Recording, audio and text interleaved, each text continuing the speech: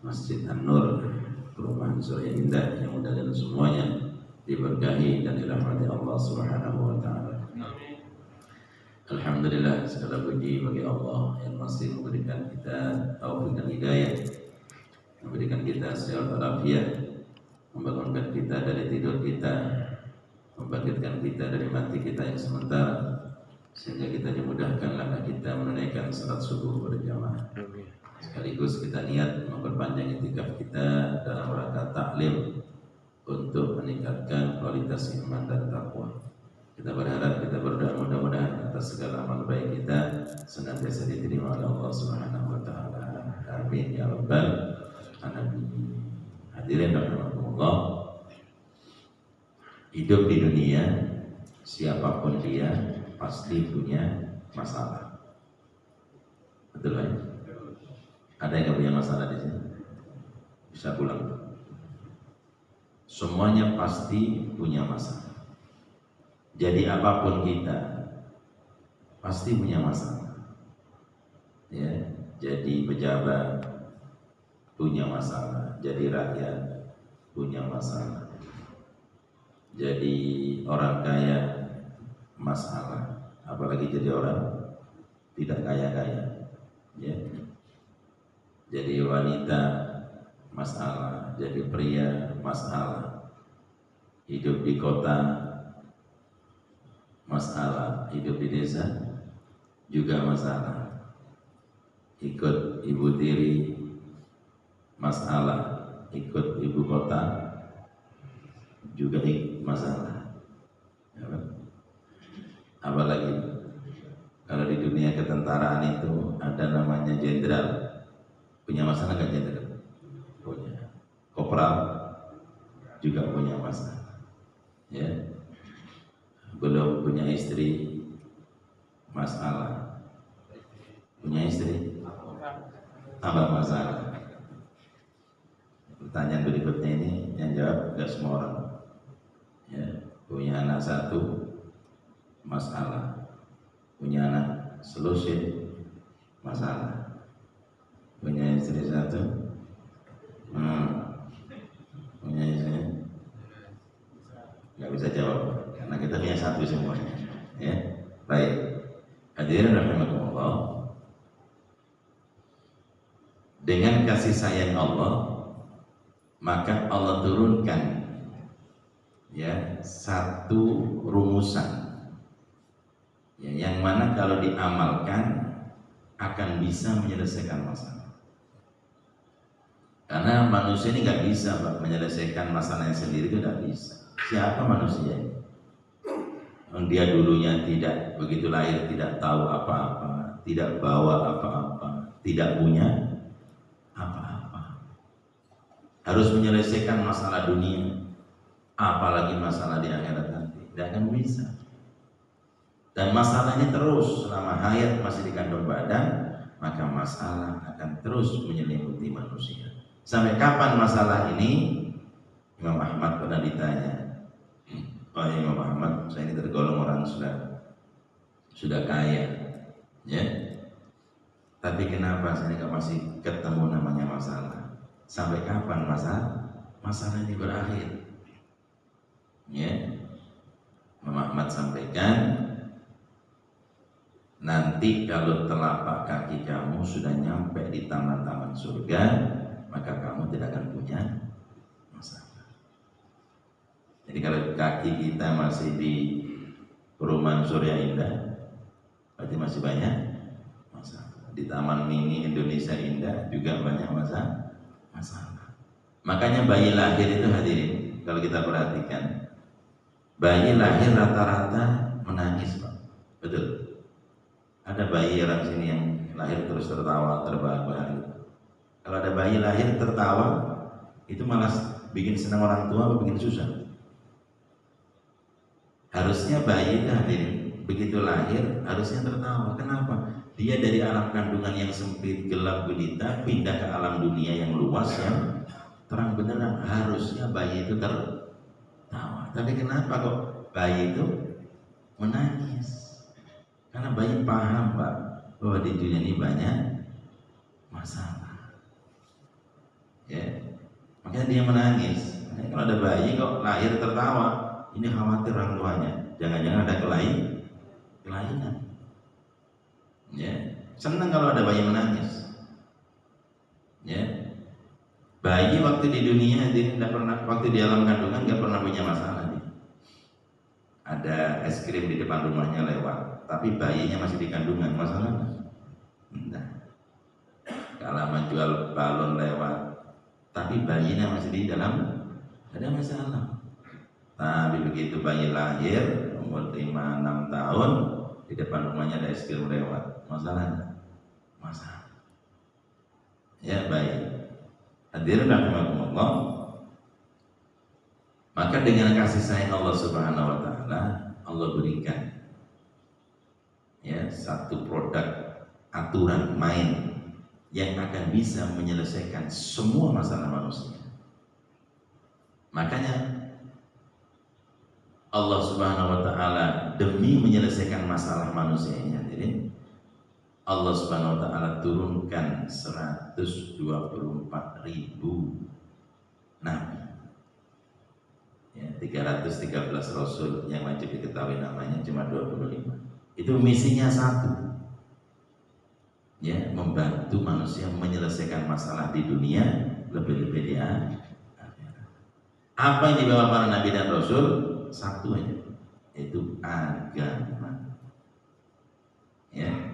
Siapa yang mengamalkan agama dengan sempurna, Allah selesaikan masalahnya. Sebaliknya yang gak mau beragama, apalagi menentang agama, akan banyak masalah. Ya, dan ini bukan sekedar teori, ini sudah dibuktikan. Dan paling banyaknya masalah manusia itu paling banyak masalahnya siapa? Ya, para nabi. Nabi pernah sampaikan, asyaddun nasi bala'an al-anbiya tumal amsal fal amsal. Paling sangatnya, paling kerasnya, paling banyaknya manusia itu cobaannya, masalahnya, ujiannya al-anbiya, para nabi. Fal amsal, kemudian orang-orang yang seperti nabi-nabi, ya, yang mengikuti para nabi. Fal amsal, yang mengikuti para nabi. Ya, tidak ada, hadirin, kalau kita buka sejarah yang punya masalah lebih besar daripada para nabi, tidak ada. Ya, ayo kita buka Nabi Ibrahim alaihissalam sendirian dimusuhi raja dan semua rakyatnya. Kita dimusuhi satu kampung sudah bingung, apalagi dimusuhi raja dan rakyatnya kayak apa? Bingungnya Nabi Ibrahim, kayak apa sumpahnya Nabi Ibrahim. Ya, tapi karena Nabi Ibrahim membawa agama, mengamalkan agama dengan sempurna, ya, meskipun dibakar oleh rajanya, tetap dia bisa keluar dari masalah. Ya, begitu diputuskan sama raja, Nabi Ibrahim harus dibakar, ngumpulkan kayu bakar aja Pak, itu 40 hari ya. Kayak banyaknya kayu bakar itu. Raja kepingin mempertunjukkan kepada rakyatnya, kepingin dilihat oleh semua rakyatnya bahwa Nabi Ibrahim akan dibinasakan oleh raja. Ya, sudah diikat, sudah diborgol, mau dilemparkan ke api, itu datang Pak malaikat satu persatu menawarkan bantuan. Datang malaikat angin, Nabi Ibrahim, kita kan kawan, anda enak kalau ada kawan itu kan dapat kesusahan gak bantu. Kata orang Madura, a friend in need is a friend indeed. Ya, teman yang paling sejati yaitu yang bisa menyelesaikan masalah kita di saat kita lagi membutuhkan. Ya, Nabi Ibrahim nanya, kamu di sini diutus Allah apa sekedar karena kita berkawan saja? Ya, kita kan berkawan, masa ada kawan susah nggak dibantu? Oh enggak, kalau kamu yang bantu saya tidak mau. Ya, jadi saya tidak mau tawaran saya, biar saya datangkan angin sehingga api itu akan mati semua, akan padam. Ya, tidak.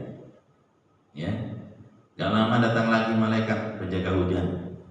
Gimana? Mas Bro, namanya Ibrahim, namanya Mas Bro. Kalau sampai saya turunkan hujan, apinya habis. Gimana? Terus sampai datang ke sini diperintah Allah bukan? Tidak. Karena kita kawan saja. Oh enggak kalau begitu. Ya. Akan sampai pada saatnya Nabi Ibrahim dilempar ke api. Ya, apa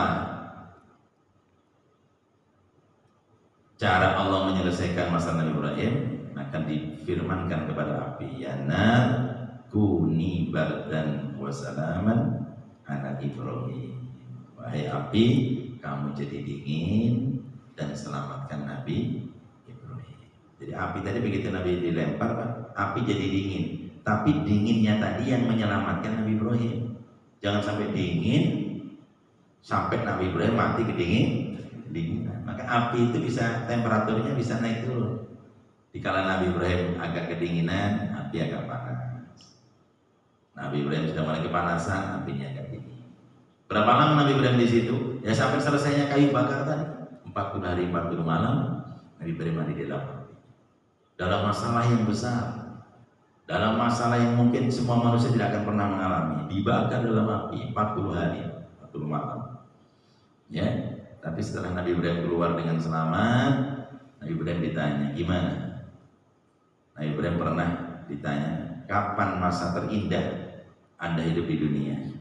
Ya waktu itu, waktu dibakar dalam api, bergantian para malaikat datang bersilaturahim, bergantian para rasul datang bersilaturahim. Ya, bayangin lagi dalam masalah yang besar, Allah berikan bantuan, Allah berikan selesai masalah. Ya, di api di dalam tempat paling menderita, tapi karena Nabi Ibrahim mengamalkan agama dengan sempurna, maka api yang masalah tadi itu lebih indah daripada di taman-taman istana. Kenapa? Dalam diri Nabi Ibrahim mengamalkan agama secara sempurna. Yang kedua, Nabi Musa alaihissalam dibantu dengan saudara seibunya, namanya Nabi Harun alaihissalam, harus menghadapi Fir'aun dan bala tentaranya. Siapa Fir'aun? Raja yang diktator. Ya. Karena dia disembah oleh rakyatnya, maka dia semena-mena kepada bangsanya, terutama kepada bangsa Israel. Ya, dibikin budak, dipekerjakan, tidak dibayar, tidak digaji, yang nggak mau dibunuh. Suatu ketika penasihatnya Fir'aun mengatakan, wahai raja, akan lahir bayi dari Bani Israel yang nantinya akan menghancurkan Anda. Apa reaksi Fir'aun?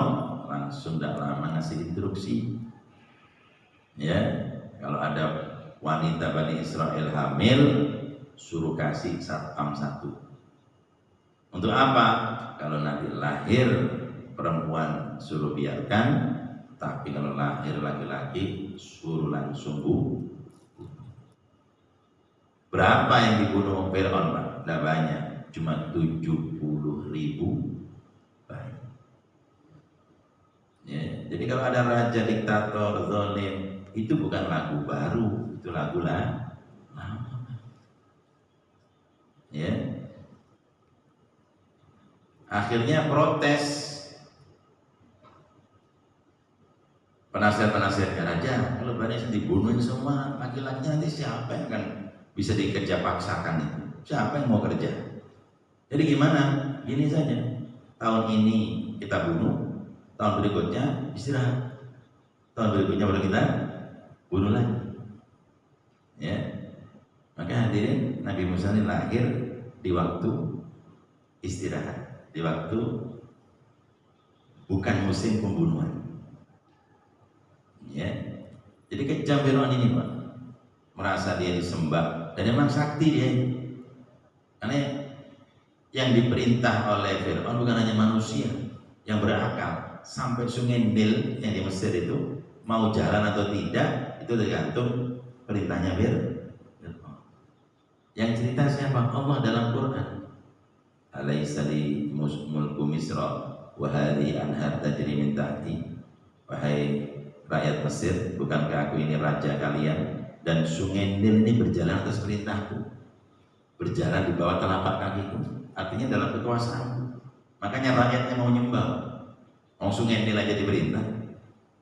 Kalau sekarang ada nggak raja disembah rakyatnya? Nggak mau rakyatnya. Kalau demo banyak, ya rajanya di demo, presidennya ini banyak. Tapi nyembah rajanya, nyembah presidennya nyaris tidak ada di dunia. Kenapa? Kurang hebat, kurang kejam, kurang diktator. Ya. Bagaimana akhir perjalanan Nabi Musa? Ya, besar masalahnya. Nabi Musa dikejar-kejar Fir'aun dan bala tentaranya. Berapa?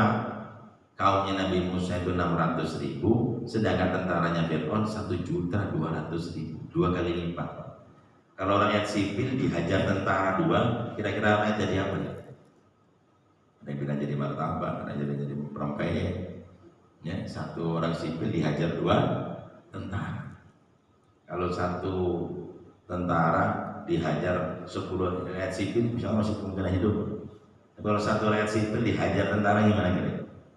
Sekarang harapan hidup. Seorang Nabi Musa harus menghadapi Fir'aun dan 1.200.000 tentara.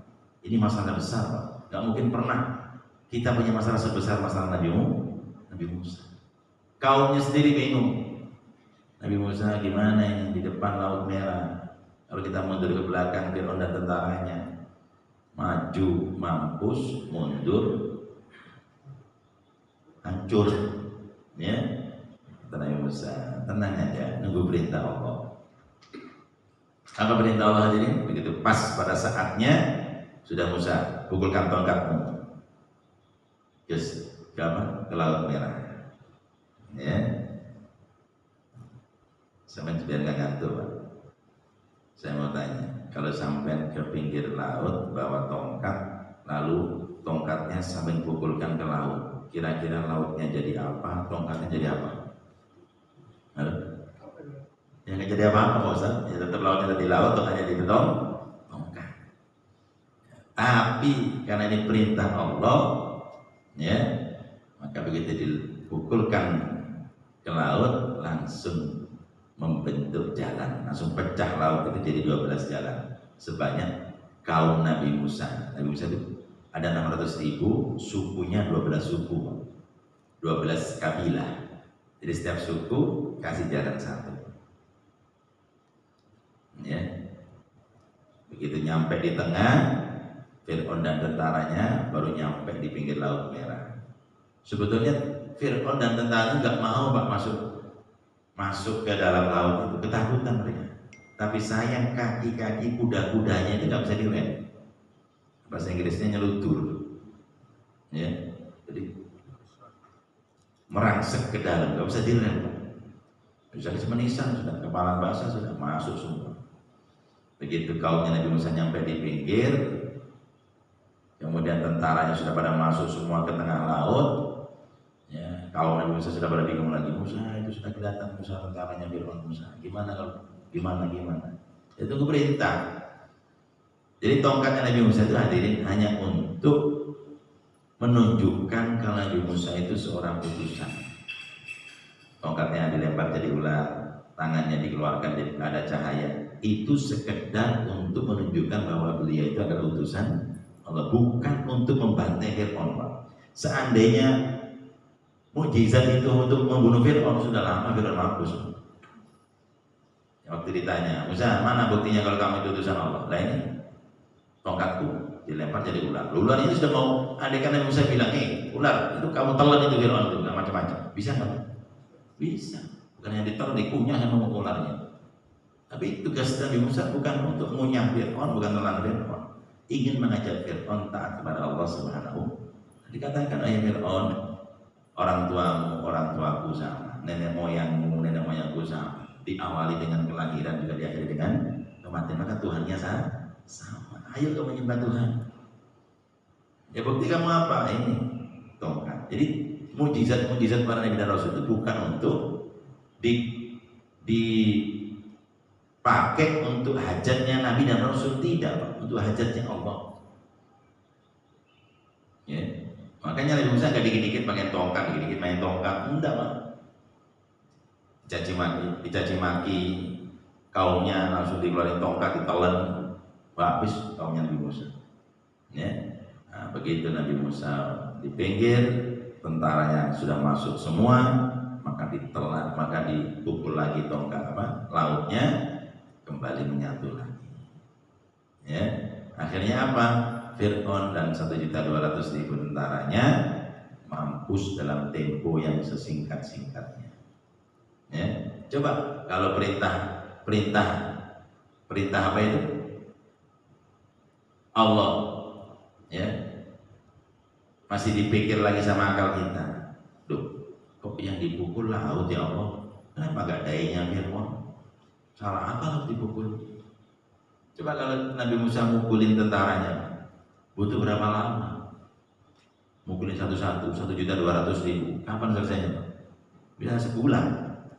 Tapi dengan dimasukkan laut, digulung pakai ombak, nggak ada waktu, nggak lama. Kalau sekarang GPL, nggak pakai lama. Nabi Musa selamat, kaumnya pun selamat, selesai dari masalah.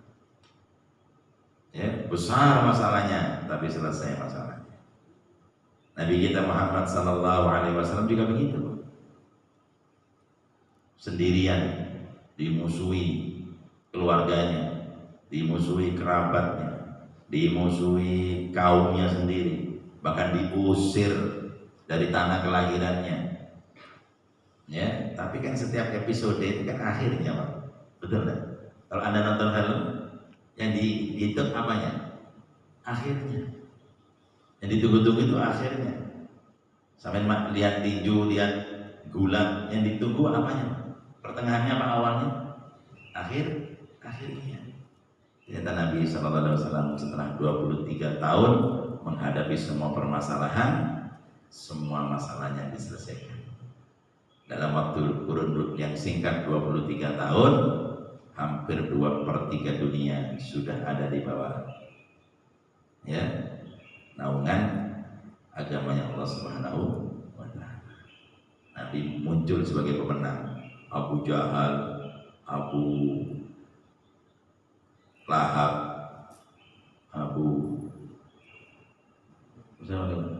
masih muncul di TV mana siapa? Abu Jahal, ya, Abu Gosok, Pak. Semuanya selesai. Siapa pemenangnya yang bisa keluar dari masalah?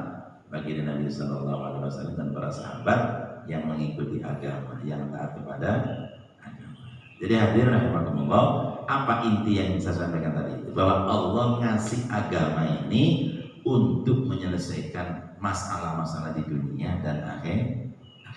Jangan punya pandangan kalau kita ini sholat di masjid hanya untuk nanti persiapan di alam kubur. Tidak, Pak. Saya masih ingat dulu kalau ada orang sudah tua sering ke masjid, tetangga ngerasani. Tahu ngerasani? Apa bahasa Indonesia? Menggunjing. Ayo pantes dia kerasan di masjid, sudah bau tanah kuburan. Dibilang urusan sholat di masjid ini kan urusan dengan kubur. Seakan-akan gak ada urusan dengan dunia, deh. Ya, nah ini pemahaman yang keliru. Padahal di Quran itu banyak ayat-ayat yang menyatakan bahwa kalau kita mengamalkan agama itu urusan dunia Allah selesaikan. Mana dalilnya Pak Ustadz? Sering kita baca kok, sering kita dengar kalau Pak Imam-imam itu hal ya'budu rabba hadzal bait alladzi at'amahum min ju' wa amanahum min khawf. Hendaklah mereka itu menyembah Tuhannya Ka'bah yang memberi makan dari kelaparan, memberi rasa aman dari ketakutan. Jadi dengan banyak beribadah, manusia akan diberikan makan, manusia akan dibebaskan dari rasa ketakutan. Ini janji Allah. Kalau Allah yang janji, kira-kira dibuktikan enggak? Ya pasti. Nah, kalau kita sedangkan yakin dengan janji Allah, akan yakin kepada janji siapa? Kalau Allah janji pasti. Meskipun hari ini banyak yang mengatakan nggak perlu bukti, yang penting janji. Allah tidak. Dan terbukti hari ini. Bukan sekedar teori, tidak. Ya kita lihat bagaimana nabi-nabi tadi yang punya masalah-masalah besar, masalah-masalah luar biasa. Karena mereka pegang teguh kepada agama, taat sempurna kepada Allah Subhanahu wa taala, Allah selesaikan masalah. Ya, wa may yattaqillaha yaj'al lahu makhraja. Barang siapa bertakwa kepada Allah, maka Allah berikan jalan keluar bagi dia. Wa yarzuqhu min haitsu la yahtasib, dan Allah berikan rezeki yang tidak disangka-sangka. Ya Pak. Takwa dengan rezeki loh. Ya. Ini seakan nggak nyambung Pak. Seperti tadi beribadah akan bisa mendapatkan makanan, akan bisa mendapat keamanan, itu secara akal tidak nyambung. Tapi kan di situ ada janji Allah, ada garansi dari Allah, terjadi. Siti Maryam, nah ibu-ibu, Siti Maryam Allah kisahkan di dalam Quran supaya apa? Supaya ditiru, bukan sekedar itu diceritakan. Apa aktivitas Siti Maryam? Hanya beribadah dalam Masjidil Aqsa. Tapi tiap pagi Allah datangkan rezeki yang tidak disangka-sangka, langsung dari surga, ada yang mengatakan langsung dari langit. Ya Maryam, anna laki hadza. Nabi Zakaria setiap masuk kamarnya Siti Maryam menemukan rezeki, menemukan makanan. Nabi Zakaria nanya, wahai Maryam, ini rezeki dari mana? Ya.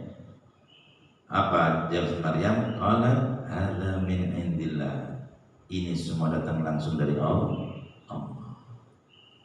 Ibu, ini mungkin ibu bertanya, Pak Ustadz, itu kan Siti Maryam yang di Quran. Kalau Siti Maryam Samarinda apa bisa? Ya, loh, asalkan prosesnya sama, ibu, hasilnya akan sama. Ini Siti Maryam diceritakan bukan hanya untuk didongengkan kepada anak-anak kita sebelum tidur, bukan. Ini kisah supaya ditiru oleh ibu-ibu, asalkan prosesnya sama, hasilnya akan sama. Ya. Masih kurang percaya? Ayo kita buktikan lagi. Di Kalimantan Selatan itu ada namanya Tuan Guru. Di Jawa Barat itu namanya ajengan. Kalau di Jawa namanya Pak Yai. Ya. Pak Yai itu ada 3, Pak Yai, Mbak Yai, Romo Yai. Ya. Kalau jenengan nggak pengen tahu masing-masing definisinya, datang ke rumah. Ya. Apalagi di Madura ada namanya Makai. Tanya Pak Imam itu pernah ada di Madura.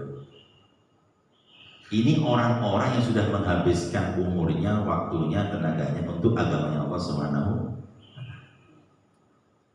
Ternyata Allah selesaikan urusan dunia.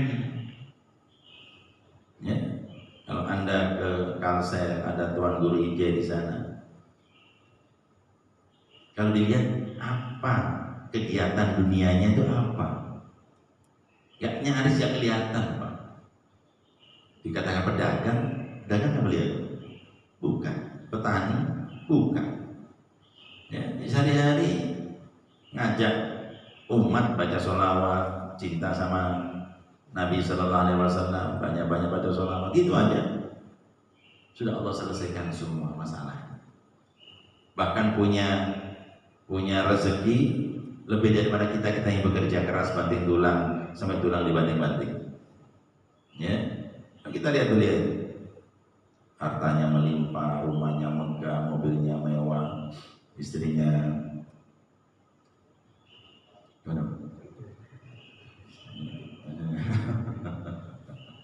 ya, lebih banyak Allah kasih, Allah selesaikan ketimbang yang bekerja keras banting tulang tadi. Ini janji Allah. Dulu Mekah Madinah itu kayak apa? Sumber daya alamnya tandus, kering, kerontan, tidak ada kehidupan. Ya, makanya Persia Romawi nggak mau menjajah Mekah Madinah karena tandus, tidak ada kehidupan. Apa yang bisa diambil dari Mekah Madinah? Jangankan manusia, gendruwo aja nggak kerasan di sana. Saking gersangnya itu Mekah Madinah. Manusianya kayak apa? Jahiliyah, sukanya perang, mabuk-mabukan, perzinahan, perjudian, pelampiaskan dendam. Bahkan dalam tafsir itu disebutkan ada satu suku namanya Khazraj. Ya, itu bermusuhan dengan suku namanya Aus. Berapa lama? Tidak lama, cuma 120 tahun. Bermusuhan. 120 tahun. Bosan tak kira-kira Pak? 2 minggu aja udah pusing. 120 tahun gantian Pak, perang 2 suku. Dan itu dibangga-banggakan permusuhan itu. Ya, maka lihat begitu Allah datangkan seorang Rasul membawa satu agama, agamanya diamalkan. Apa hasilnya? Urusan dunia, urusan